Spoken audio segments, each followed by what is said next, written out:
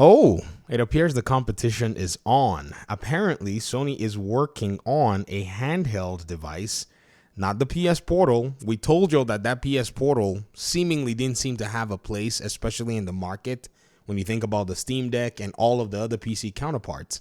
So it appears Sony has basically let out those particular devices. It does have access to cloud gaming now, but apparently they're developing some new PSP. Video Game Chronicles here, Andy Robinson pretty much wrote this particular piece, and I think it's based off of a Bloomberg article, but it's paywalled, so I think these guys have the funding to do that crap. Get out of here. So according to Bloomberg, Sony Interactive Entertainment is in the early stages of developing the device, which is still years away from a potential release. The product is aimed at expanding Sony's reach and contending with Nintendo for the portable gaming market, according to people familiar with its development. Bloomberg wrote, "Hey, I told y'all that at some point Nintendo was going to be forced to make a move. Anyone who's paying attention or who's been watching the Video Game Fight School channel, you can already tell that when the going gets rough, they have a play. However, they are dominant when it comes to their games. This ain't no Lego Horizon launch or some Marvel Spider-Man, 2018 launch. Sony will eat PlayStation's launch when it comes to the dedication of their fans and the way they can actually churn software inside of their hardware. It's going to be a bloodbath initially, but I think as consumer spending gets more lax, there might be a place for this PlayStation device. But hey, just from what we can tell right now, we can already see PlayStation having to climb an uphill battle in this regard. And we'll talk about some other things that kind of make it so. The concept could build on the recently launched PlayStation Portal, which is a portable console capable of streaming PS5 games via the cloud, but cannot natively play titles. Any such PlayStation Portable launch could also compete with Nintendo's upcoming Switch successor and plans for Microsoft to potentially launch a similar Xbox device. Here's another thing. Nintendo has a leg up on them based on timing. Nintendo is about to launch its second Switch. That's going to propagate the market. Most gamers don't even know about this stuff. We're just the ones talking about it. So again, many of them are not going to be sitting there going, oh yeah, I'm going to wait for a PlayStation Portable, when many of them already have built a library based on the Nintendo Switch. So again, this is another challenge that this PlayStation Portable device is going to face. And then it says, earlier this month, Xbox's Phil Spencer confirmed Microsoft is working on handheld gaming prototypes, but claimed that any potential device is still years away. Speaking to Bloomberg, Spencer said Microsoft is working on prototypes considering what it might do, and he asked his hardware team to analyze the market and develop its vision based on what it learns. Any device is a few years out. In the near term, Xbox will focus on making its app work better on existing portable devices and partnering with hardware manufacturers to make sure their products sync, he added. Let's chat. So, Nintendo's got a leg up. Nintendo's got software sales. Nintendo's got pretty much, household level name. And so there are just all of these things that Nintendo is actually going to bring in. I think this is a PR move more than anything else. I think PlayStation realizes that everyone is announcing innovation and they had to come out here and say something as well. They could also be making this new PlayStation device, but honestly, I think this is more for them to sound like, yeah, we're in the conversation and in the running for what the heck it is y'all are talking about and y'all are saying. But a few things will probably keep PlayStation at bay, in my opinion. Number one, their games are already available on another platform and can already be played by portable devices. The exhibit number one will be the Steam Deck, which has access to pretty much every Steam game that is available for Steam that uses a regular controller scheme is more than likely going to be playable on the Steam Deck. So you can already see this in their whole PlayStation Publisher store. This is a thing.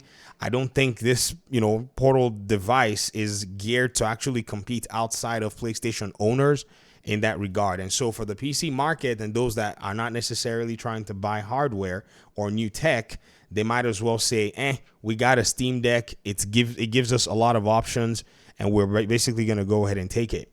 I have a Steam Deck. If PlayStation brought out a portable device right now, the reason I wouldn't buy it is because I don't have the option. I'd rather go buy another Rogue Ally or secondary, native Windows, handheld. Whereas my Steam Deck already has Steam OS, but I recently installed Windows on it, and I'm just giddy. I barely play it. In fact, we bought it for a specific reason.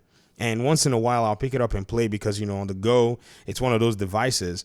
And I can tell you that, that proposition alone to have that, flexibility is a PC gamer's dream. So the PC gamer has multiple options to walk through before they ever dream of buying a PlayStation Portable device.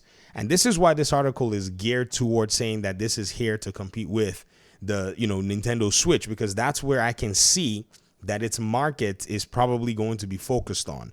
And again, what the price point is going to be is going to need to be super competitive, because if you think about it, this, the Steam Deck is actually well positioned in a lot of these other hardware, pieces, in the sense that you can take off the back and you can extend your memory, you can add a memory card and do all kinds of fun stuff. And so it really is not just one device in your hand. You can turn the thing into a freaking computer, into a Windows 10 or Windows 11 PC, and it's supported. Steam has basically been able to allow for the AMD drivers to be published, and it's all a full-blown PC that's just in your hand. It's the coolest thing ever. It's like you went ahead and bought one thing and then you got like 3 things out of it. So that's the very first and second thing that I think are here that are going to hold them back. Another thing too is Nintendo's output. And I mentioned this briefly in the beginning of this video. Ladies and gentlemen, Nintendo, they push software, bro. If any of you have been watching the channel or at least paying attention, you'll see that these two companies in terms of software are just not in the same place. Shout out to this Twitter account that, put this thing together. If you look at a game like Mario Kart 8 Deluxe, it sold over a total of the top 2 PlayStation's highest selling games. That's crazy. Look very carefully at this. Horizon Zero Dawn on a PS4 and PC, and maybe even the extra sales it would have got by now, is the highest selling PlayStation title after having expanded past multiple platforms. Do you get that? Now, God of War 2018 also sold on PS4, some PS5 mainly, but PS4 and then expanded to PC, which is sold very well. Mario Kart 8 Deluxe has sold more than both of them combined. Or I guess, let me put it this way. It sold, oh my gosh, about 10 more million more than both of these combined. Mario Kart 8 sits at 57 million units at the time this was published. Who knows how many more copies have been shifted since then. I'm not going to, sit here and not say that I won't project 60 mil for this particular game itself. Animal Crossing Horizons, 43.38 million, which is basically almost the same as, say, the number 3 and the number 4 game on PlayStation's highest seller list. We can keep going down, but you're already seeing the numbers and you're already realizing that this is absolutely not fair. And I've said this before in different contexts. Nintendo knows how, for some reason, because of everything that they have, they know how to push software. And again, if, say, push came to shove, you look down the road after a few years and Nintendo is like, fighting neck to neck with PlayStation, which I don't know what that possibility would look like. Hey, you don't want to ever say never. That's the challenge about a lot of folk when we're having this conversation. They say things like never. Nintendo has a very quick and swift pivot that they can make to the mobile platform because they've already started establishing themselves there. In fact, with their 2 biggest names, Mario Kart and Animal Crossing, if you guys remember the data set we just looked at just now, right? If you look on number 1 and number 2 was Mario Kart and Animal Crossing, they have 2 variations of these games. They're not the exact same as Nintendo Switch on the mobile platform.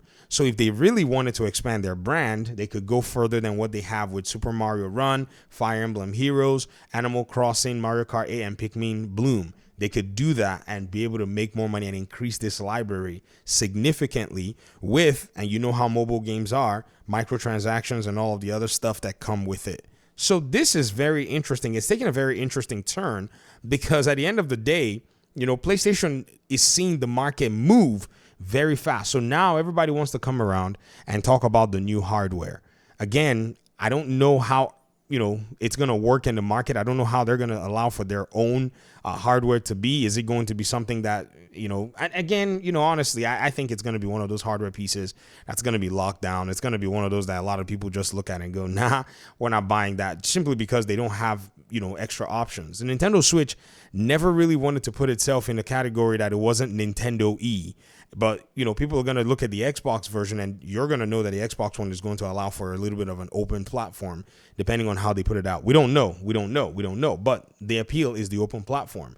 The Rogue Ally, the MSI Claw, the Lenovo Legion, these things are, their main draw is the fact that they are open platforms, in the sense that you can install your operating systems on them. The Steam Deck is also, in the same place as well. And so I think this is where the, PlayStation Handheld, if it's a thing, is going to have to kind of fight its way through and segment itself properly. And there are people that are going to buy it, don't get me wrong, but again, what can't they do elsewhere with more options and, with even more, so far anyways, competitive prices? So let me hear your thoughts in the comment section. Thanks so much for watching the video. I appreciate you guys' time and audience, and hopefully we'll talk pretty soon in another one. Peace out.